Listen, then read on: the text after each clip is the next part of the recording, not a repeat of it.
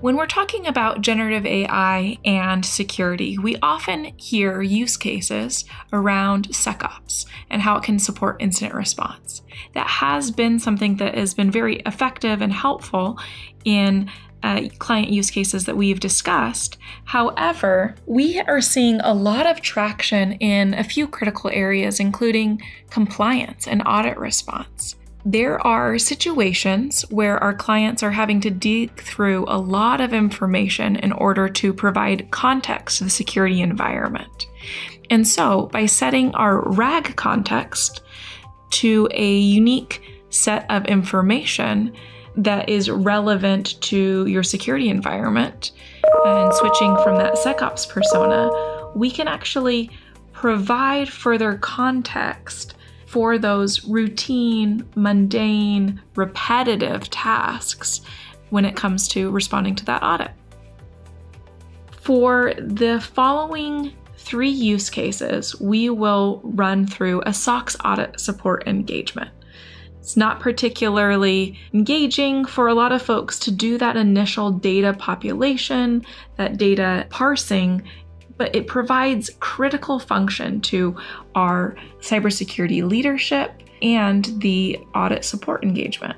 So we'll first dive into a use case at the control population, looking at if customers are identified in an agreement column using naming conventions that are representative of the use cases that we are looking for, and providing a sample of the rows that we can really dig into.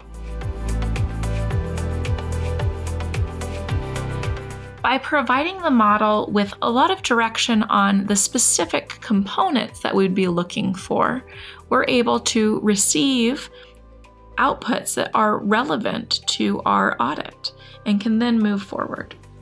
Let's move to the next use case, where analysts must sort and filter manually with Excel functionality to find a lot of specific data. With the LLM, we can ask impromptu questions. For example, we can select a random sample for a given agreement owner.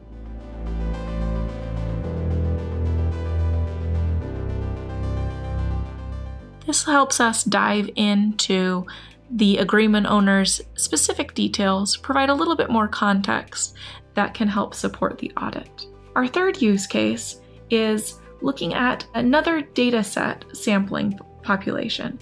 This time, we'll look at how we can use a more conversational manner that is no longer necessary to build some of the formal data pipelines that would previously been needed and streaming or batch analytics jobs, but can be executed more simply and more accessibly by newer analysts.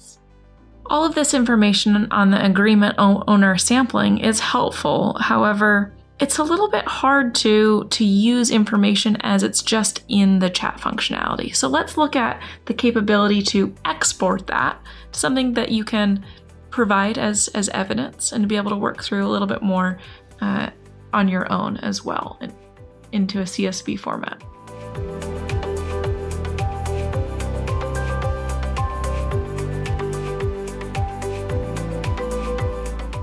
Now we can use this information very simply.